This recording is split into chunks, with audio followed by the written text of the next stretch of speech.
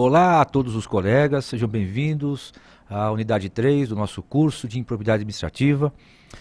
Trataremos agora sobre sanções, prescrição e decadência.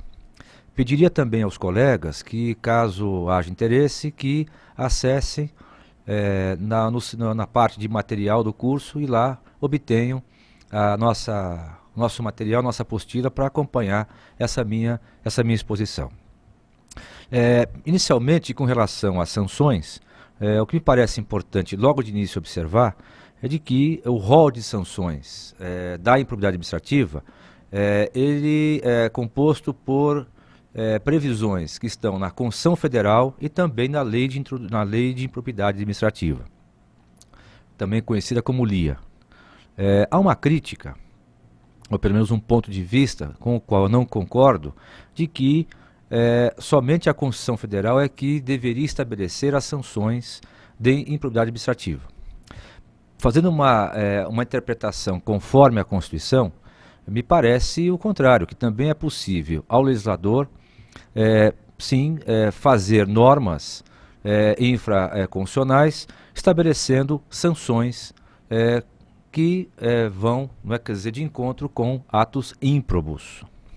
Bom, isso revela para a gente que essas sanções, pelo menos, elas devem o quê? Traduzir, pelo menos, a vontade popular. Então, devem decorrer do devido processo legal legislativo. Uma segunda observação importante é de que o rol que nós temos então hoje sobre essas sanções administrativas, esse rol ele apresenta com uma razoável diversidade. E que mais? Há também uma grande heterogeneidade em relação às sanções jurídicas previstas. Vamos encontrar sanções de natureza política, sanções de natureza de direito administrativo, sanções restritivas de direitos, sanções ressarcitórias, enfim. Então há, como eu disse, uma heterogeneidade e diversidade com relação à natureza das sanções da improbidade administrativa. Antes de fazer uma análise específica sobre cada uma dessas sanções, me parece importante também realçar, nessa fase introdutória, há uma relativa independência entre as instâncias criminal, disciplinar e também a civil e também a instância da improbidade administrativa. Aqui na nossa apostila trazemos o exemplo que pode ser invocado, que é o da cobrança da multa pelo TCU e a sanção decorrente da ação de improbidade. O que mais? Agora, o que não deve acontecer com relação a essa independência relativa das instâncias é a duplicidade ou aplicação de sanções idênticas em instâncias distintas. Então aqui, quer dizer, o que foi citado no texto do professor José dos Santos Carvalho Filho, é o seguinte: o que não pode é haver duplicidade de idêntica sanção. Se, por exemplo, a gente perder a função pública em processo administrativo prévio, incabível reiterar tal punição em ação de improbidade. E aí, mais adiante, ele completa: a condenação criminal repercute na ação de improbidade, mas a absolvição no crime só favorece o réu da improbidade se o juiz declarar a inexistência do fato ou a exclusão da autoria. Na sequência, me parece relevante, então, nós tratarmos de certa maneira panorâmica, das espécies das sanções jurídicas da improbidade administrativa. Uma primeira sanção é a perda da função pública. A Constituição Federal prevê no artigo 37, parágrafo 4º, essa hipótese de sanção. O objetivo dessa penalidade qual é? É extinguir o vínculo jurídico entre o agente ímprobo e o poder público, a administração pública. Então, a abrangência dos cargos ou das funções, não é isso? Quer dizer, que são atingidos por essa pena, são aqueles cargos efetivos, vitalício, o emprego público, mandato administrativo, que mais? Cargo em comissão.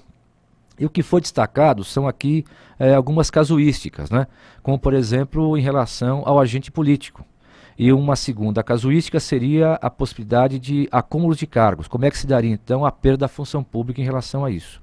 Bom, com relação à primeira hipótese, não é, quer dizer, ao agente político, há um entendimento que consta na apostila, não é, quer dizer, aqui bem mencionado, quer dizer, até destacado com jurisprudência, não é, de que os agentes políticos que entretêm com o poder público uma relação que decorre do que? Da política, o sujeito então é escolhido, não é isso? Quer dizer, pelos cidadãos, não é? Quer dizer, para cumprirem mandatos, e aqui também, não é? Quer dizer, entraria, não é? Quer dizer, uma interpretação extensiva, os secretariados e os ministérios também.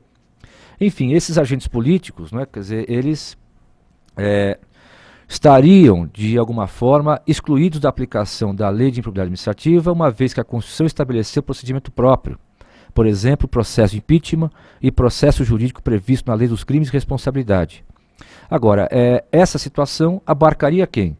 O Presidente da República, o Vice-Presidente da República, os senadores e deputados federais, estaduais e distritais. Os demais agentes públicos, agentes políticos, então, estaria, não é, quer dizer, aí, submetido, não é, quer dizer, a possibilidade de sofrer uma sanção dessa natureza, ou seja, política pela perda da função pública. Que mais? Em relação ao acúmulo de cargos, não é, também aqui há um entendimento de que essa pena, não é, quer dizer, deve atingir igualmente ambos os cargos, ambas as funções. Por conta do quê? Por conta da natureza, por conta do regime jurídico da Lei de Improbidade Administrativa. Então, o objetivo dela qual é? É extinguir o vínculo do agente, como eu disse, ímprobo, em relação ao poder público. Então, não dá para aceitar a perda da função pública só em relação a um determinado cargo. Vai abranger, portanto, os dois cargos que esse sujeito ocupa. E também é claro que esse acúmulo de cargos, não é, quer dizer, ele deve atender a permissão constitucional no artigo 37, inciso 16, e o artigo 37, o inciso 18 da Constituição Federal. Os demais cargos, não é, quer dizer, isso, né, o juiz é possível também, mas enfim, no geral, nós temos então os permissivos constitucionais que admitem o quê? A acumulação de cargos. Os demais cargos estariam, portanto, fora dessa casuística. O que mais? A segunda sanção relevante é a de suspensão dos direitos políticos. E aqui, não é, quer dizer, o que ganha relevância é o seguinte: é uma sanção que só pode ser aplicada às pessoas, então, que estejam o quê? No gozo de seus direitos políticos. Os estrangeiros, como consequência, eles estariam, então, excluídos da possibilidade de sofrer uma sanção dessa natureza. Então, é uma sanção que é aplicável aos nacionais. E aqui, o que ganha importância é a nossa nova lei, não é? Quer dizer, que trata da lei da ficha limpa. É a lei complementar 135 de junho de 2010. E a repercussão aqui, não é? Quer dizer, qual é? Uma vez sofrendo a sanção dessa natureza, o que acontece? Isso vai repercutir na possibilidade desse sujeito não ser mais elegível. Quem vai dizer que é elegível ou não vai ser a Justiça Eleitoral. Mas, de qualquer maneira, há uma repercussão da aplicação dessa pena com relação ao quê? Com relação ao artigo 15 da própria Constituição Federal e também complementado pela Lei Complementar 135 de 2010. Então, a lei da ficha limpa, ela acaba repercutindo, sim, nesse caso. Por quê? Porque uma vez o agente sofrendo essa sanção da improbidade administrativa, ele se torna elegível e, portanto, não vai poder concorrer mais por certo período a um cargo público. Uma outra penalidade importante é de ressarcimento ao erário. E essa penalidade, ela tem uma natureza meramente reparatória. Bom, se tem uma natureza reparatória, é possível haver o quê? A acumulação de sanções. Então é perfeitamente possível um indivíduo sofrer uma condenação pelo ressarcimento erário e também, ao mesmo tempo, ele sofrer uma sanção de suspensão, por exemplo, dos seus direitos políticos. Aqui o que é relevante também destacar é que é inaplicável na espécie a Lei 8.009/90, no que diz respeito à penhorabilidade ou à impenhorabilidade de bens. A própria Lei 8.009/90, ela já excepciona, nesse caso de ressarcimento, não é, o que? A possibilidade de tornar impenhorável um bem do agente que foi condenado pelo ato ímprobo. Uma outra pena também na sequência importante é a perda de bens ou valores acrescidos ilicitamente. Bom, essa penalidade, essa sanção, ela visa, tem como objetivo restabelecer uma situação anterior. E aqui nós podemos verificar que ela tem uma índole real e por conta disso cabe a solidariedade e também a aplicabilidade do artigo 1796 do Código Civil, que prevê a possibilidade de extensão para o inventário desse agente ímprobo. Aqui também cabe destacar que, por conta de uma interpretação do artigo 20 da Lei de Improbidade Administrativa, não se exige para a execução dessa norma, dessa sanção, o trânsito em julgado. Então é perfeitamente possível se aplicar as regras do processo civil e, mesmo antes do trânsito em julgado, já promover aqui a execução dessa sanção jurídica. Uma outra sanção jurídica mencionada, né, quer dizer, na nossa legislação, é a de multa civil. Essa visa o quê? Visa sancionar o agente ímprobo. E aqui o que é interessante mencionar, destacar, né, é o seguinte, que havendo a condenação e depois o pagamento desse valor, o que acontece? Esse valor ele acaba revertendo para a pessoa prejudicada.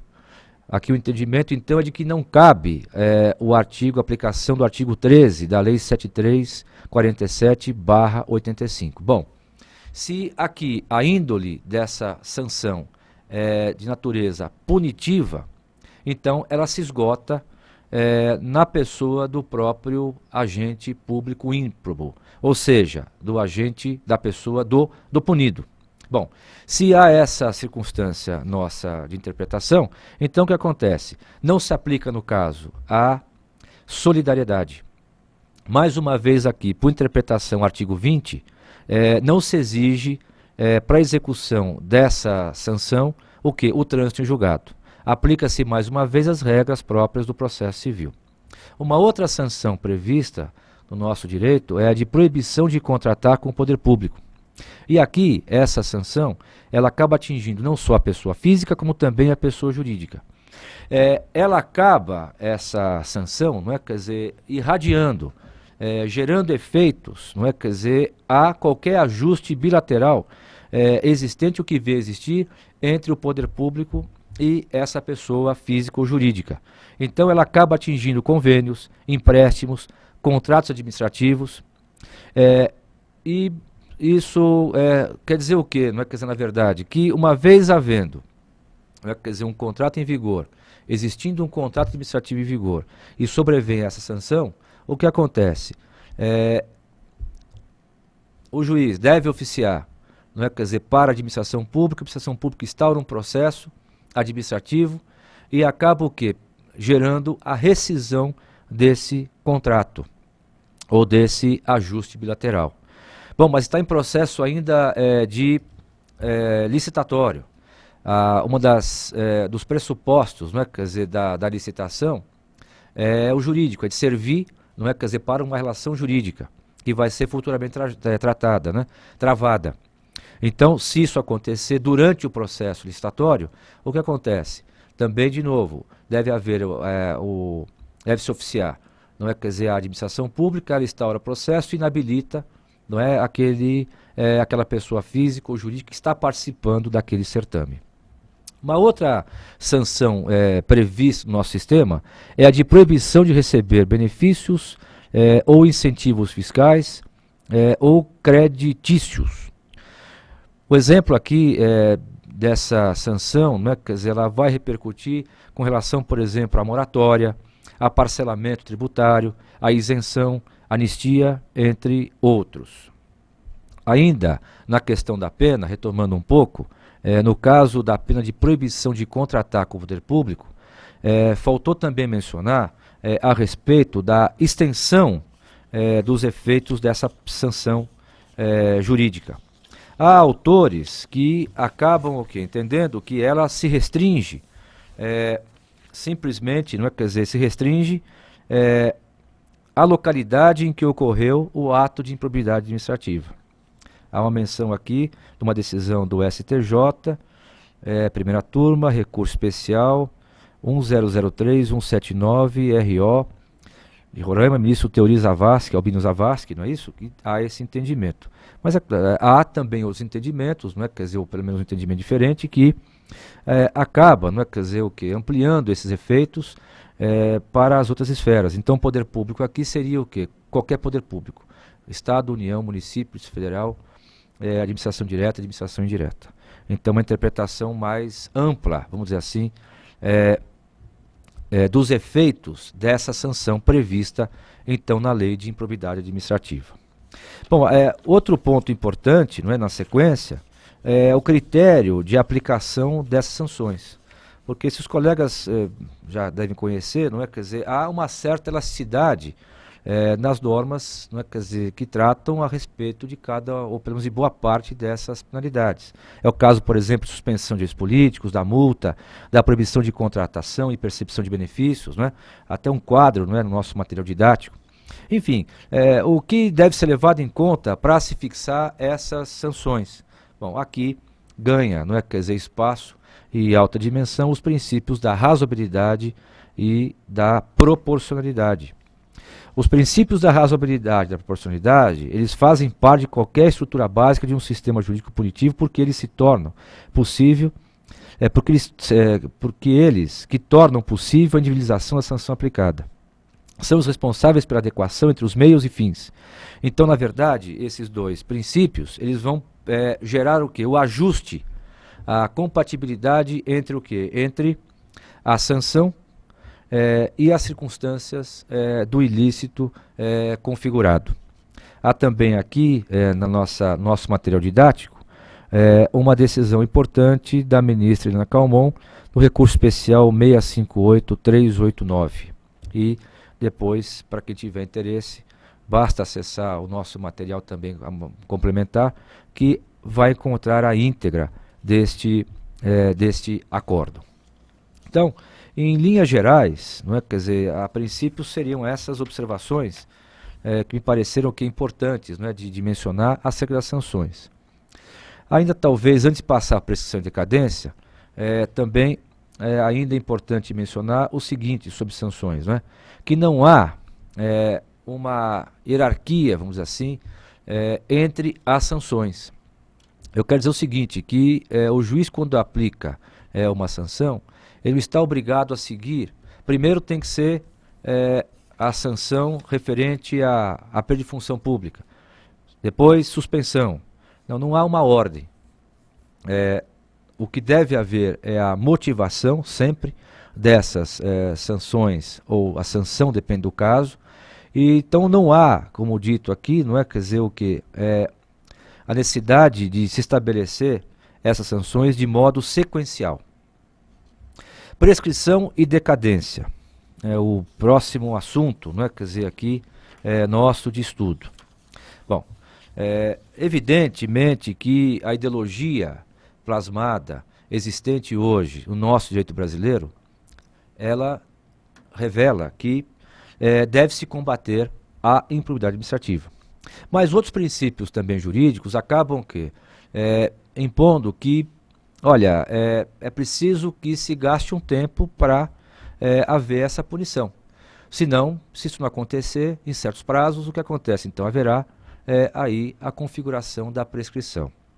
Isso encontra apoio no princípio da segurança jurídica. Bom, por uma questão de estratégia, o nosso Constituinte de 88, ele acabou, não é, quer dizer, excepcionando a questão da prescrição, No artigo 37, parágrafo 5º da Constituição, especificamente, não é, quer dizer, com relação à situação de prejuízo erário. Então, nesse caso, tem a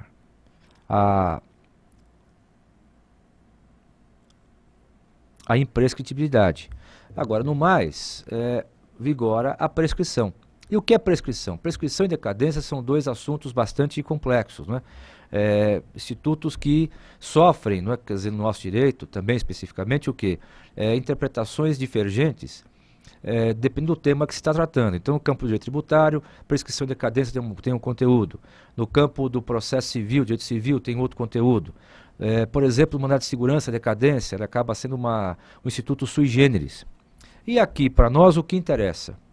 O que interessa para nós, que aqui no caso, o conteúdo jurídico da prescrição, no caso da improbidade administrativa, é de que se está falando de prescrição da pretensão punitiva e não da prescrição, a extinção do direito de ação.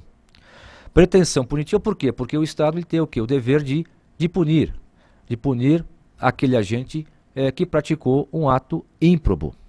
Bom, então há na verdade, o artigo, não é, quer dizer, 23, no caput, ele está, há equívocos, né, quer dizer, com relação à sua maneira de escrever? Sim, há. A interpretação, a meu ver, que deve ser feita é que ali, lugar de extinção da ação, extinção da pretensão punitiva estatal. E essa pretensão punitiva estatal, ela nasce justamente com a violação do próprio direito, onde a ação vai ser o quê? A forma para fazer o quê? Valer essa pretensão. O artigo 23, inciso 1 e 2, ele traz o quê? Ele traz, não é, quer dizer, as hipóteses aí de prescrição. O inciso 1, ele tem um prazo certo, fixo de 5 anos. Se há, na verdade, o que? A concorrência do particular, esse prazo também se estende ao particular.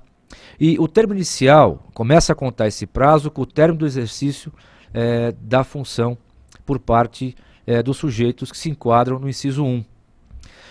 Esse inciso 1 ele se caracteriza pela transitoriedade e também pelo tempo, né? Quer dizer, são cargos de comissão, mandatos e assim por diante.